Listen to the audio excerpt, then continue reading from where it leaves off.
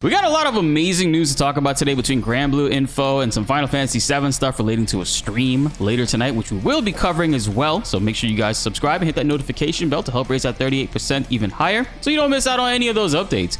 And I don't want to take up too much of your time, so we're going to jump right into it. Starting with Granblue Fantasy Relink, there's actually an update in regards to the demo and the feedback that we've been giving, which again, shout outs to all of you guys that have watched that video, that left your feedback, because man, it worked. They said a huge thank you to all the players who have been enjoying Granblue Fantasy Relink's demo on PlayStation 5 and 4. We heard your feedback regarding the camera controls, key bindings, and other features, which we are now looking into for future updates. So stay tuned for details, which is awesome. I mean, the camera wasn't necessarily too bad. There was an issue with the lock-on and the way that the camera would function. Because if you lock onto an enemy and you're trying to move the camera left or right, it'll switch targets and then the camera won't move, and it was really weird the way that they had that set up.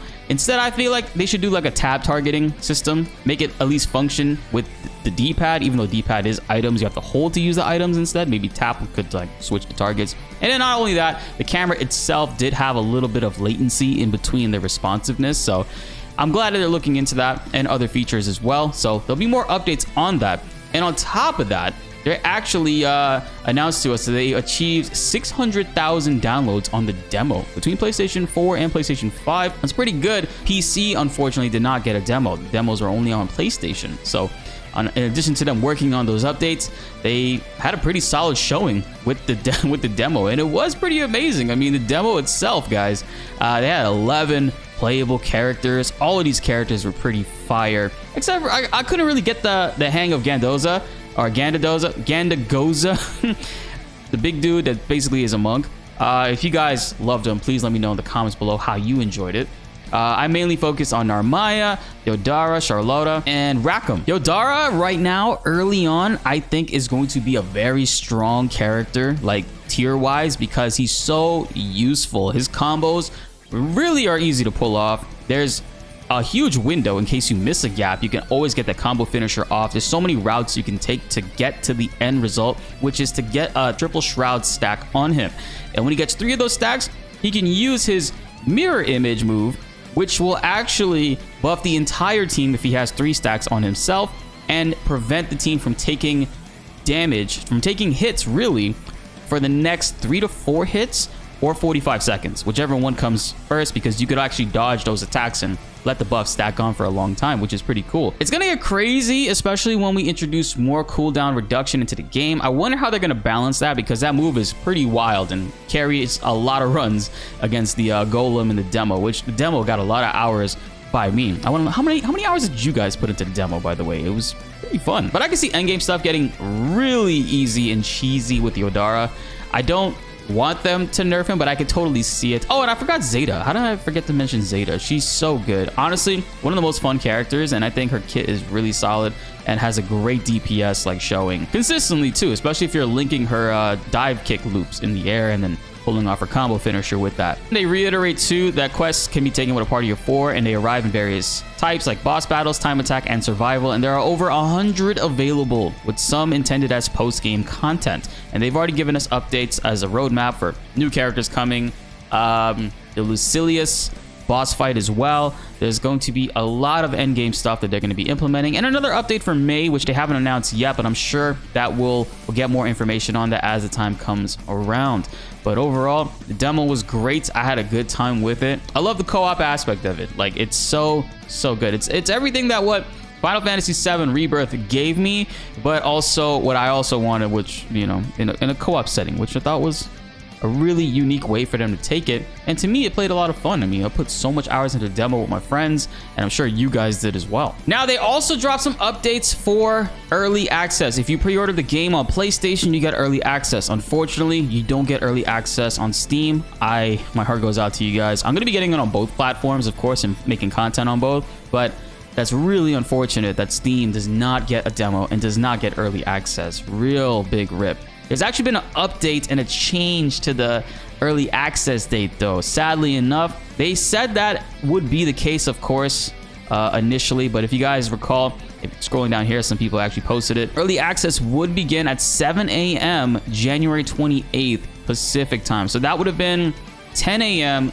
Eastern time on Sunday. Yeah, that would have been Sunday. That would have been nice, but they also said that expect some delays. It may be rescheduled for maintenance for other reasons. That unfortunately seems to be the case. For East Coast people, it seems like it is coming technically Sunday night, Monday morning, 12 a.m. Eastern on January 29th. And of course, the biggest tell, of course, if you look at like the Pacific timing of things, it says January 28th over there. People over there in Australia, however, are getting it 12 hours early, I believe. Big rip, unfortunate circumstances, because I know a lot of people probably pre-ordered hoping that, okay, Sunday morning they could play, they could start jumping into the game. And honestly, that was hype. I thought that was going to be the case too, but unfortunately, that does not seem to be happening. And just to reiterate right here, it does say physical editions for PS4 and PS5, of course, are starting on February 1st, but for PC players, the Steam editions will be available for download at 9 p.m. January 31st.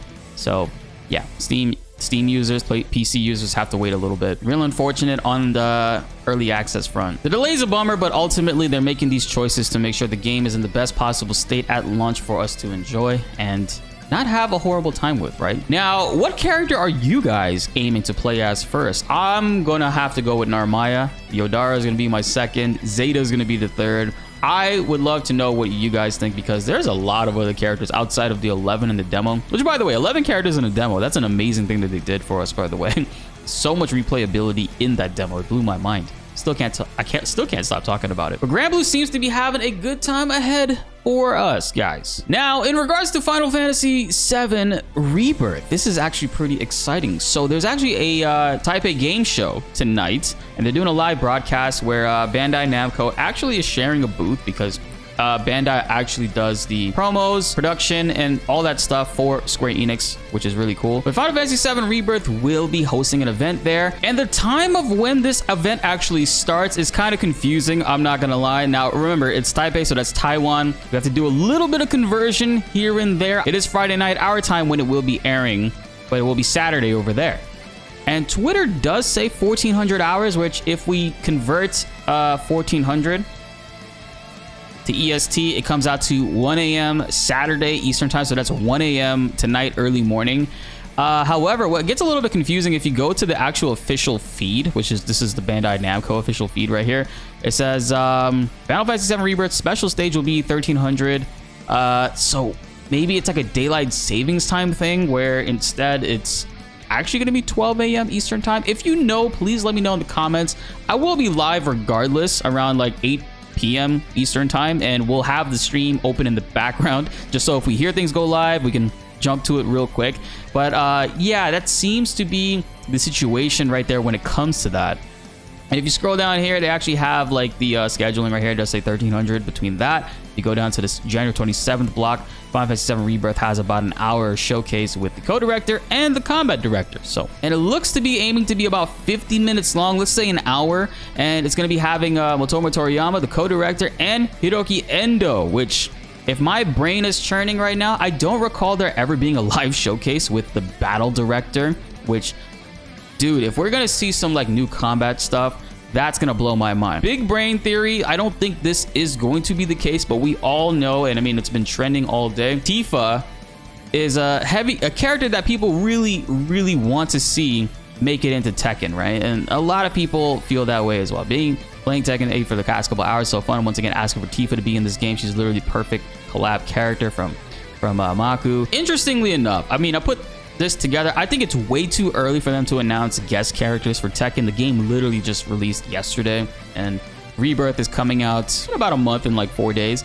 I'm saying, like, you know, Tekken 8 just released. Bandai and FF7 Rebirth are sharing a booth at the same events, and Final Fantasy VII Remake's battle director is sharing the stage for a live presentation. Also, Harada made a no DLC guest characters yet tweet, which I actually referenced right here. Shout outs to Max. Max posted, please, for the love of God, retweet and like the hell out of this tweet. I made a little reply to that too. But if you look at it, right, it's Distant Memories. Actually, they're a member in our community. Shout outs to them. They actually got a quote retweet from Harada. That's pretty dope. But they're basically saying, all I'm going to say is what everyone else is saying, but say it anyways, because Tifa Lockhart would be absolutely incredible if she made it into Tekken 8 this time. Harada, which a lot of people really wanted. I mean, it's not impossible. Yeah, you put the outfit on. It's not entirely impossible for Tifa to make it in because Noctis made it in the previous one, and they clearly have ties with Square Enix and these industry devs. You know, they're all friends. Harada actually says, we all know she is attractive, and I understand that. That's not what we're talking about, man. I mean, yes, breaking news, Harada knows Tifa is very attractive, but that's not the point. But as of yet, we have not decided anything yet about guest characters, etc., which I understand. It's fully way too early for any talks about that. The game literally just launched. We only know as of right now the first DLC character is going to be Eddie, which is cool to see Eddie make a return back into the game. With Final Fantasy VII Rebirth coming in, can we see Tifa eventually make it into Tekken? I hope. Fingers crossed. That would be something awesome, man. That would be special, and I would love that. But tonight, that event, I'm actually going to be streaming it because it's Friday. They're going to be showing an hour worth of Final Fantasy VII Remake stuff. So it's like, why not? Right? And the battle director is going to be there. You know, I'm the battle guy when it comes to FF7 Remake stuff. So it seems like it's going to be a fun night. And I hope I will see you guys there. We're going to be going live a little earlier, probably around 8 or 9 p.m. Eastern time. And we'll chop it up for a few hours. We got a lot of things to talk about. I mean, I've been nonstop playing Power World. I've been so addicted to it. I actually just set up our community server with Legion. Shout out to Legion's Gaming. We actually have a community server for our community. We're gonna be promoting it and letting you guys jump in if you guys want to play Power World. I still have my own individual world, which I've been practicing and like working on things on, and maybe prepping some guides for it. But I feel like it'd be really fun to stream and play that game with you guys. So I hope you guys will enjoy that and check that out. But yeah, that's it for Granblue Fantasy. Final Fantasy VII Rebirth might have some cool updates tonight, and look forward to some more Power World stuff. Be sure to like the video if you enjoyed, and subscribe if you are new. More videos are on the way and you don't want to miss them. My name is BltzZ, and thanks for watching.